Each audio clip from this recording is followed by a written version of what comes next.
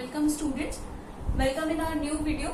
In previous video we have discussed about trade discount और cash discount general entries. ठीक है, तो पहले वाली वीडियो में हमने cash discount और trade discount से related entries की थी.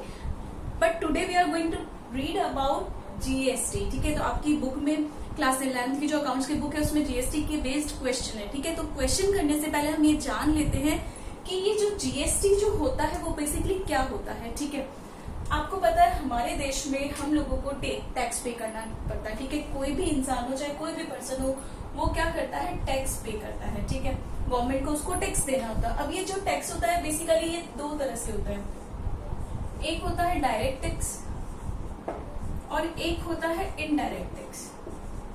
Direct and indirect tax. अब आप इसको समझिएगा, डायरेक्ट टैक्स क्या होता है और इनडायरेक्ट टैक्स क्या होता है. डायरेक्ट टैक्स तो देखिए बच्चों वो टैक्स होता है जो डायरेक्टली गवर्नमेंट को पे किया जाता है. ठीक है, जिसे हम डायरेक्टली गवर्नमेंट को पे करते हैं. ठीक है, सपोज ले low income tax. Income tax कौन सा टैक्स होता है जो इनकम पे लगता है. ठीक है, जैसे एग्जाम्पल इनकम जो है मान लो 1000 रुपए है पर महीना. ठीक है, तो 1000 रुपए पे अगर 10% गवर्नमेंट ने टैक्स लगाया तो कितना हुआ, 100 रुपीज. यानी ये जो 100 रुपीज जो डायरेक्ट गवर्नमेंट को इनकम का जो टैक्स जाता है वो डायरेक्टली गवर्नमेंट को पे किया जाता है. तो ये कौन सा टैक्स होता है, इनकम टैक्स वाला डायरेक्ट टैक्स. यानी जो टैक्स आप डायरेक्टली गवर्नमेंट को पे करते हो. ठीक है, इनडायरेक्ट टैक्स वो होता है जो इनडायरेक्टली गवर्नमेंट को पे नहीं किया जाता है. ठीक है, उसे पे तो कस्टमर ही करता है लेकिन वो डायरेक्टली गवर्नमेंट को पे नहीं किया जाता, किसी इंस्टीट्यूट के थ्रू, किसी फर्म के थ्रू. ठीक है, या किसी शॉप के थ्रू, तो ही वो जाता है इनडायरेक्ट टैक्स गवर्नमेंट को. ठीक है, फॉर एग्जाम्पल डोमिनोज ले लेते हैं. ठीक है, आप डोमिनोज गए, डोमिनोज में पिज्जा खाने के लिए आप गए. ठीक है, फिर वहां पे आपने पिज्जा खाया और जो लास्ट में बिल आया उसका वो आया 500 रुपीज. पिज्जा का बिल क्या आया, 500 रुपीज. अब जो आपसे अमाउंट कलेक्ट करने जो आएगा वो आपको ये तो नहीं बोलेगा कि आप 400 रुपीज तो पिज्जा के दे दो, 100 रुपीज आप टैक्स दे दो, ऐसा तो नहीं बोलेगा वो. ठीक है, तो वो क्या करेगा, वो जो 100 रुपीज का जो टैक्स थे वो डायरेक्टली ही इस 500 रुपीज में ऐड कर लेगा. ठीक है, यानी ये जो टैक्स है वो इनडायरेक्टली कौन पे कर रहा है, कस्टमर ही पे कर रहा है ना. तो इनडायरेक्टली पे कर रहा है, डायरेक्टली नहीं गवर्नमेंट को दे रहा है. इनडायरेक्टली वो पहले डोमिनोज को दे रहा है और फिर डोमिनोज के थ्रू पैसा कहाँ जा रहा है, गवर्नमेंट के पास में जा रहा है. ठीक है, तो ये कौन सा टैक्स होता है, इनडायरेक्ट टैक्स, जो डायरेक्टली गवर्नमेंट को पे नहीं किया जाता है, इनडायरेक्टली गवर्नमेंट को पे किया जाता है. राइट. अब जो इनडायरेक्ट टैक्स है वो बहुत सारे taxes, there are an number of indirect taxes. जैसे ले लो आप एंटरटेनमेंट टैक्स. ठीक है, एंटरटेनमेंट पे टैक्स लगता था, उसके बाद में सेल्स टैक्स, सर्विस टैक्स, बहुत सारे टैक्सेस है, ऑक्ट्रॉय टैक्स. ठीक है, तो अभी जो हमारे जो प्राइम मिनिस्टर है मोदी जी, उन्होंने क्या डिसाइड किया, उन्होंने सोचा कि इनडायरेक्ट टैक्स जो इतना सारा कंज्यूमर जो है पे करता है तो क्यों ना एक ही हमारी कंट्री है तो वन नेशन वन टैक्स कर दिया जाए. ठीक है, तो उन्होंने क्या किया, वन नेशन वन टैक्स कर दिया. वन नेशन वन टैक्स मतलब सारे के सारे जितने भी इनडायरेक्ट टैक्सेस थे उनको हटा करके सिर्फ एक ही टैक्स वो लेकर आए, उसका नाम था GST. ठीक है, कौन सा टैक्स वो लेकर आए, GST टैक्स लेकर आए. GST का क्या मतलब हुआ, गुड्स एंड सर्विसेज टैक्स. ठीक है, अब हम बात करेंगे इस GST के बारे में. तो कौन सा टैक्स इनडायरेक्ट टैक्सेस की जगह पे आ गया, GST आ गया. GST आने से क्या फायदा हुआ बच्चों, देखो GST आने से जो कैस्केडिंग इफेक्ट्स था वो पूरी तरह से खत्म हो गया. कैस्केडिंग इफेक्ट्स क्या होते हैं, देखो सबसे पहले मैं यहाँ पे जैसे पुरानी टैक्स सिस्टम के बारे में बात करूं, अंडर ओल्ड टैक्स सिस्टम, दो बात हम करते हैं, तो अंडर ओल्ड टैक्स सिस्टम और एक हम बात करते हैं GST की. ठीक है, तो पहले जो टैक्स सिस्टम था उसमें क्या हुआ करता था, सपोज करो क्या प्रोसेस हुआ करता, जो सप्लायर है, सप्लायर किसको, जो माल बेचता था वो बेचता था मैन्युफैक्चरर को. ठीक है, मैन्युफैक्चरर से आगे पास करता था होलसेलर को. ठीक है, होलसेलर से जाता था वो माल रिटेलर के पास में और रिटेलर से वो फाइनल जो जाता था वो जाता था कस्टमर के पास में. यही प्रोसेस हुआ करता था. ठीक है, अब इतने बड़े प्रोसेस में आप सोचो, पहले सप्लायर से गुड्स गए मैन्युफैक्चरर के पास, मैन्युफैक्चरर से गए होलसेलर के पास, होलसेलर से रिटेलर के पास, रिटेलर से कस्टमर के पास में. इतने बड़े जो प्रोसेस में किसको सबसे ज्यादा लॉस होता था, वो लॉस होता था सबसे ज्यादा कस्टमर को. कैसे लॉस होता था, देखो आप यहाँ पे 100 रुपीज का सपोज करो कोई भी सामान है, वो मैन्युफैक्चरर ने सेल किया होलसेलर को. ठीक है, अब गवर्नमेंट ने कहा जो 100 रुपीज का जो सामान है उसमें 12% जो है टैक्स रेट लगाई जाए, ठीक है। तो 100 रुपीज में मैन्युफैक्चरर ने टैक्स ऐड करके 12%, 100 इंटू 12% टैक्स ऐड करके उसको 112 रुपीज में किसको सेल किया, रिटेलर को सेल किया। अब रिटेलर के पास वो सामान आया तो रिटेलर ने भी क्या किया, उस 112 रुपए पे, उस 112 रुपीज पे रिटेलर ने 12% फिर से टैक्स लगा दिया। कितने रुपीज हुए, 125.44, ठीक है। यानी रिटेलर ने उस सामान को होलसेलर ने, मैन्युफैक्चरर ने होलसेलर को बेचा, होलसेलर ने फिर टैक्स लगा के उसको 125.44 कर दिया। अब रिटेलर ने उस सामान को बेचा कस्टमर को 125.44 प्लस 125.44 पे फिर से 12% टैक्स लगा और वो 140.49 रुपीज में कस्टमर के पास पहुंचा। यानी आप सोचो 100 रुपए की जो चीज मार्केट में आने वाली थी वो कस्टमर तक आते आते उसका प्राइस क्या हो गया, 140 रुपीज उसका प्राइस हो गया, ठीक है। यानी ये कौन सा इफेक्ट था, ये थे स्टूडेंट्स कैस्केडिंग इफेक्ट। इसको कौन सा इफेक्ट बोलते हैं, कैस्केडिंग इफेक्ट। यानी जो चीज है उसके ऊपर टैक्स और जोड़ करके फाइनली वो कस्टमर तक जब सामान पहुंचेगा तो उसकी जो प्राइस है वो बहुत ज्यादा बढ़ जाएगी। अब जीएसटी आने से कैस्केडिंग इफेक्ट खत्म हो गया। वो कैसे खत्म हो गया, देखो 100 रुपए की चीज थी, उसपे हमने 12% टैक्स लगाया, 12% टैक्स लगा मैन्युफैक्चरर से और होलसेलर को जाते जाते तो वो चीज हुई 112 रुपए की, ठीक है। अब 112 में वो चीज हुई 112 रुपए की जो चीज हुई उस पे अब वापस से 12% टैक्स नहीं लगा, उस 112 की चीज पे 12% टैक्स नहीं लगा। 12% टैक्स किस पे लगा, 100 रुपीज की चीज पे। यानी ये 100 इंटू 12% अगेन कितना, 12 रुपीज। यानी 12 रुपीज आप प्लस करो इसके अंदर 112 में तो ये हुआ 124 रुपीज। अब रिटेलर से वो कस्टमर के पास में गई 124 रुपीज प्लस वापस से 12% टैक्स लगा, यानी 12 रुपीज का इस पर टैक्स लगा तो ये चीज हुई 136 रुपए में। यानी 100 रुपीज की चीज कस्टमर तक आगे थे 136 हो गई, ठीक है। यहाँ पे 140 हो रही थी, यहाँ पे 136 हो गई। यानी जो चीज है उसके ऊपर टैक्स बढ़ा के टैक्स नहीं लगा। फाइनली जो मेन जो लिस्टेड प्राइस है, जो स्टार्टिंग से जो चीज की प्राइस चली आ रही है उसी पे सिर्फ टैक्स लगा। यानी ये जो कैस्केडिंग इफेक्ट है जीएसटी ने पूरी तरह से फिनिश कर दिया, खत्म कर दिया, ठीक है। अब हम बात करते हैं जीएसटी के बारे में कि जीएसटी बेसिकली क्या होता है, कितने तरह से होता है। तो जीएसटी जो होता है वो स्टूडेंट्स देखो कौन कौन सा जीएसटी होता है। एक तो होता है सीजीएसटी।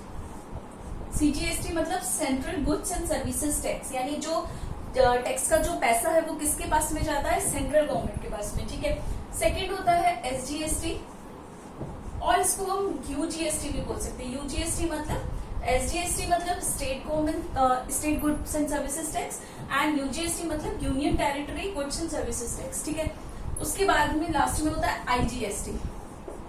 आईजीएसटी क्या होता है, integrated goods and services tax. अब ये तीनों क्या होते हैं, देखो सेंट्रल गवर्नमेंट के पास जब पैसा जाता है तो वो सीजीएसटी कहलाता है, स्टेट गवर्नमेंट के पास जाएगा तो वो एसजीएसटी कहलाएगा, ठीक है। Integrated goods and services tax क्या होता है, कई बार जो सेल्स होती है ना वो एक ही स्टेट में होती है और कई बार ये जरूरी नहीं होता कि जो परचेज है, सेल्स आपके बिजनेस में हो रही है वो सेम स्टेट में हो, ठीक है। तो हो सकता है अलग अलग स्टेट में भी सेल होती हो सकती है, ठीक है। फॉर एग्जाम्पल एक एग्जाम्पल लेते हैं, ये एक पर्सन है राम, ठीक है, ये राम है और ये है यहाँ पे श्याम। राम जो है वो मान लो गुजरात में रह रहा है, ठीक है, और श्याम भी गुजरात में रह रहा है। यानी अगर राम श्याम से कोई परचेज या सेल्स कर रहा है तो वो कौन सी सेल होगी, इंट्रा स्टेट सेल होगी। यानी एक ही स्टेट में ये परचेज और सेल का काम हो रहा है तो वो इंट्रा स्टेट सेल होगी, ठीक है। अगर मैं कहूं यहाँ पे एक पर्सन है मोहन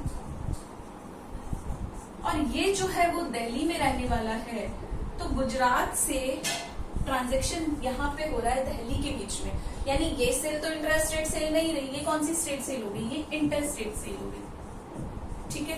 तो एक तो होगी इंटर स्टेट सेल, एक होगी इंटर स्टेट सेल, ठीक है।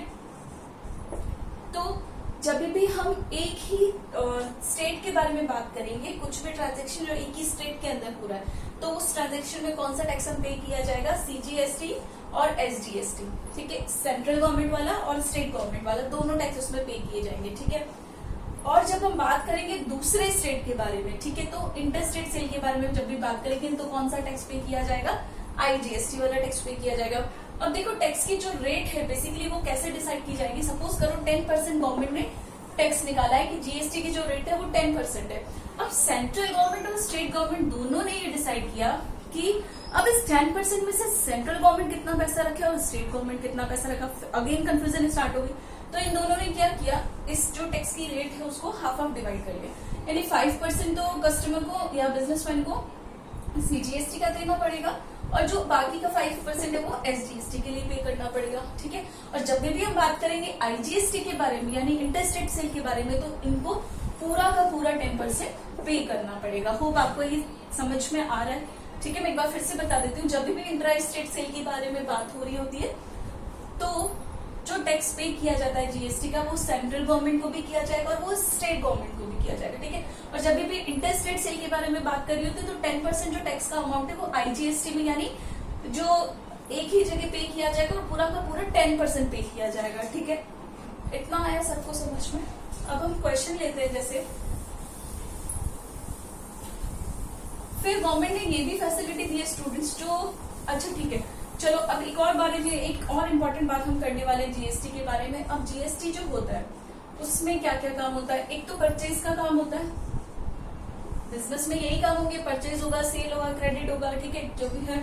तो जो परचेज होता है, जब भी परचेज किया जाता है या फिर ये मानो कि आप कुछ भी पे कर रहे हो, ठीक है, तो आप उसके लिए कौन सा सीजीएसटी, कौन सा एसजीएसटी, कौन सा आईजीएसटी लगाओगे। इनपुट, जो सीजीएसटी वर्ड है उसके आगे आप क्या लगा दोगे, input. Input CGST, input SGST. और अगर आईजीएसटी के बारे में बात हो रही है, इंटर स्टेट सेल के बारे में बात हो रही है, तो इनपुट आईजीएसटी। ठीक है, टैक्स की रेट आपके बुक में गिवन होगी। ठीक है, ये जो टैक्स की रेट मैंने आपको बताई थी वो अज्यूम थी। ठीक है, वो अभी जीएसटी की रेट नहीं है। जो जीएसटी की जो रेट है वो आपको बुक में क्वेश्चन में दे रखी होगी, आपको उसके अकॉर्डिंग ही वो क्वेश्चन करना है। ठीक है, उसके बारे में अगर हम बात करें सेल के बारे में या फिर कोई इनकम के बारे में, तो कौन सा टैक्स हम पे करेंगे, आउटपुट। आउटपुट से जीएसटी और आउटपुट एसजीएसटी या फिर आउटपुट आईजीएसटी। ठीक है, एक बार फिर से देख लेते हैं। जब भी आप परचेज एंड पे के बारे में बात करोगे तो इनपुट से जीएसटी, इनपुट एसजीएसटी और इनपुट आईजीएसटी। ठीक है, और जब भी सेल के बारे में और इनकम के बारे में बात करेंगे तो आउटपुट सीजीएसटी, आउटपुट एसजीएसटी और आउटपुट आईजीएसटी करके करेंगे। अब टैक्स रेट कैसे डिसाइड होगी, जो भी बुक में गिवन है। सपोज करो टैक्स रेट जो है 12% गिवन है, जीएसटी की टैक्स रेट 12% गिवन है, तो सीजीएसटी में 6% पे करना पड़ेगा सेंट्रल गवर्नमेंट को और 6% करना पड़ेगा स्टेट गवर्नमेंट को। और जो इंटीग्रेटेड गुड्स और सर्विसेज टैक्स के बारे में बात करें तो पूरी के ऊपर 12% इस एक को पे करना पड़ेगा। ठीक है, इतना आपको समझ में आया। अब देखो मैं आपको एक क्वेश्चन लेकर आई हूँ जिसके अंदर जीएसटी अकाउंटिंग सेटलमेंट करना है जीएसटी का आपको। ये आपके क्वेश्चन 11th क्लास का है ये। ठीक है, बट इस तरह का क्वेश्चन आता नहीं। This is just for your knowledge कि आपको पता चले कि उसको कैसे करना है। इसके अंदर आपका इनपुट सीजीएसटी और input output CGST, output IGST वो भी क्लियर हो जाएगा। ठीक है, तो सबसे पहले अविनाश जामनगर का has purchase goods of ₹2 lakh from Rajesh. ठीक है, अब सबसे पहले परफॉर्मर बना लेते हैं जनरल एंट्रीज के लिए। कौन सा परफॉर्मर था जनरल एंट्रीज के लिए मैं आपको बता चुकी हूँ। Date particular, date particulars, proforma same ही रहेगा। एलिफ, डेबिट अमाउंट और क्रेडिट अमाउंट। ठीक है,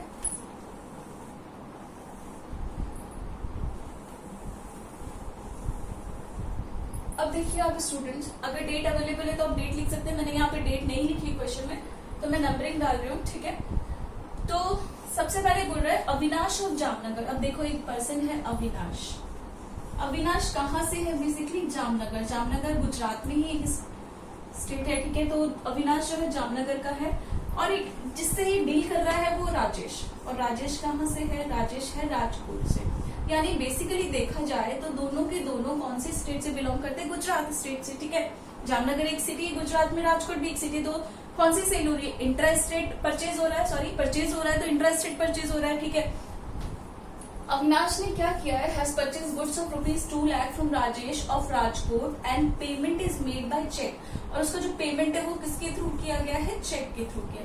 तो सिंपल सी परचेज की हम एंट्री करेंगे। परचेज की एंट्री क्या होती है, परचेज अकाउंट डेबिट होता है टू, अगर बैंक से पेमेंट जा रहा है तो टू बैंक, तो purchase account debit to bank.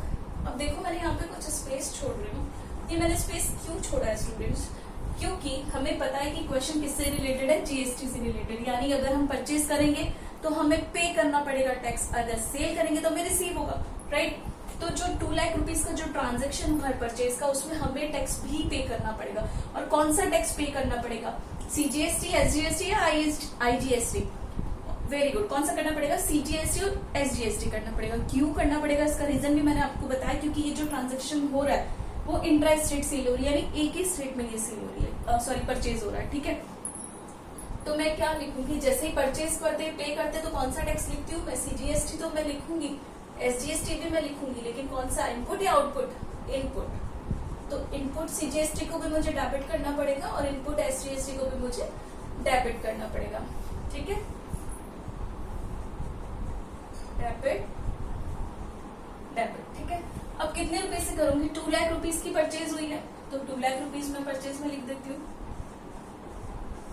अब कितने परसेंट इसकी टैक्स की रेट है, 12% GST rate is applicable to these transaction where CGST is 6% and SGST is 6%. Past journal entries till the accounting settlement of GST in the book of Avinash, यानी 6% GST rate है, CGST 6% SGST, यानी 2 लाख का अगर हम 6% निकालते हैं तो कितना होता है, 12,000।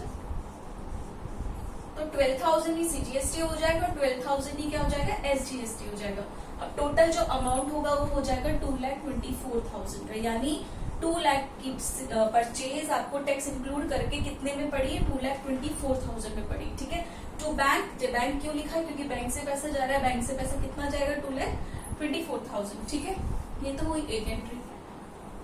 अब हम सेकेंड एंट्री के बारे में बात करते हैं। देखो, entire goods he has sold to Bhavesh of Bhavnagar of ₹2,40,000 payment receive through cheque, ठीक है। अब सेल किया है किसको, भावेश को सेल किया है, तो सेल की एंट्री क्या करते हैं, Bhavesh account debit to sales करते हैं, लेकिन यहाँ पे हमें पेमेंट मिल रहा है चेक के थ्रू, तो भावेश को नहीं डेबिट करके किसको डेबिट करेंगे, बैंक को, बैंक अकाउंट डेबिट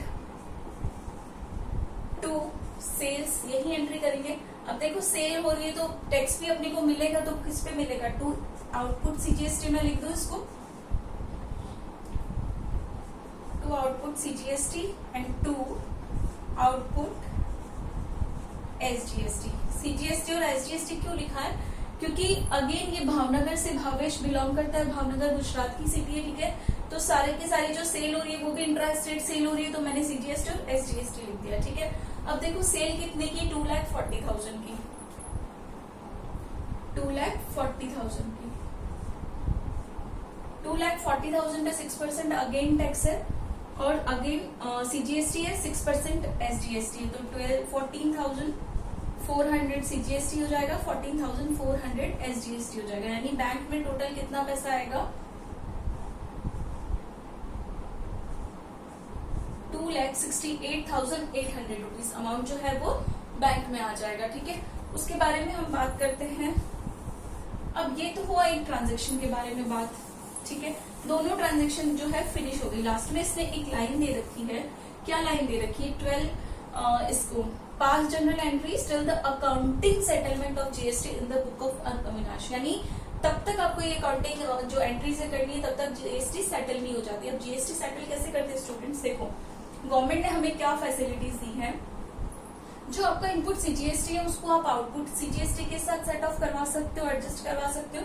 जो आपका इनपुट एसजीएसटी है वो आप आउटपुट एसजीएसटी के साथ सेट ऑफ करवा सकते हो, ठीक है। इसको एडजस्ट करवा सकते हो। इसका मतलब क्या हुआ, सपोज करो आपका जो आउटपुट है वो है 800 रुपीज और इनपुट है 500 रुपीज। इनपुट सीजीएसटी और इनपुट एसजीएसटी का मतलब क्या है कि इतना टैक्स आप पे कर चुके हो और इतना आपको पे करना है, तो आप गवर्नमेंट को ये बता सकते हो कि इस अमाउंट में से ये अमाउंट जो है मैंने पे कर दिया है, यानी 800 में से मैंने 500 ऑलरेडी पे कर दिया है, तो 300 रुपीज जो है मुझे सिर्फ पे करना है। तो गवर्नमेंट मुझे फैसिलिटी देगी कि कि आपने जितना इनपुट किया उसमें से माइनस करके जो आउटपुट टैक्स है वो आप पे कर सकते हो। ठीक है, तो अगर हम यहाँ पे क्वेश्चन के बारे में बात करें तो हमारा इनपुट सीजीएसटी 12,000, इनपुट एसजीएसटी है 12,000, आउटपुट सीजीएसटी है 14,400, आउटपुट एसजीएसटी है 14,400, यानी 12,000 इसमें से आप माइनस करोगे तो सीजीएसटी का तो अमाउंट आएगा 2,400 और एसजीएसटी का भी सेम ही आएगा 2,400, यानी इस पैसे में से इस पैसे को अगर आप माइनस करोगे तो आपको बैंक के पास में कितना पैसा जाना है, सिर्फ 4,800। आइए आपको समझ में। अब आप इन एंट्री को कैसे करेंगे, एक बार आपने आउटपुट सीजीएसटी को आपने क्या बताया है, क्रेडिट बताया, आपको इसको एडजस्ट करना है तो आपको इसको वापस से उल्टा करना पड़ेगा। आउटपुट सीजीएसटी को आपको डेबिट करना पड़ेगा, आउटपुट एसजीएसटी को आपको डेबिट करना पड़ेगा। ठीक है, और इनपुट जो सीजीएसटी और इनपुट एसजीएसटी को जो हमने डेबिट किया उसको हमें क्रेडिट करना पड़ेगा to input CGST to input SGST. ठीक है, अमाउंट सेम रहेंगे जो अमाउंट है, यानी 14,400, 14,400, ये था 12,000 और ये है 12,000। ठीक है, अब जो बाकी का जो डिफरेंस अमाउंट है जो मैंने अभी आपको बताया 4,800 जो बैंक को बेसिकली जाना है वो हम टू बैंक करके लास्ट में इसी के नीचे टू बैंक आ जाएगा और 4,800 से ये एंट्री कर देंगे। और जब आप इसको कैलकुलेट करोगे तो ये टोटल सेम अमाउंट ही आएगा। ठीक है, ये जो 4,4,8, 4,4,8, 28,800 से ये जो एंट्री है सेटलमेंट की वो इक्वल हो जाएगी। ठीक है, होप आपको ये समझ में आ गया होगा। जब लास्ट में आप इसकी टोटल करोगे तो 5,21,600 से आपकी ये टोटल आ जाएगी। ठीक है, तो आपको एडजस्ट करना आगे। एडजस्ट कैसे करेंगे, जो डेबिट किया है उसको क्रेडिट कर देंगे, जो क्रेडिट किया उसको डेबिट कर देंगे। ये तो सेटलमेंट हो गया और लास्ट में जितना भी अमाउंट बैंक को जाना है वो उसकी एंट्री अपन इसमें कर लेंगे। ठीक है, सो स्टूडेंट बेसिकली जो जनरल एंट्री से रिलेटेड जितने भी ट्रांजेक्शन है मैंने आपको अपने सारे वीडियोज में कवर कर दिए हैं। ठीक है, तो आप उसको देख सकते हैं, चेक कर सकते हैं, उसके थ्रू क्वेश्चंस कर सकते हैं। अब हम जो नेक्स्ट वीडियो में बात करेंगे वो लेजर अकाउंट के बारे में बात करेंगे। जनरल से लेजर, लेजर से ट्रायल बैलेंस किस तरह से बनाते हैं हम उसके बारे में बात करेंगे। तो प्लीज नेक्स्ट वीडियोस जरूर देखिएगा और मेरे एक बार प्रीवियस वीडियोस भी आप लोग चेक कर लीजिएगा ताकि आपको स्टडी करना इजी हो जाए। ठीक है, thank you so much for watching.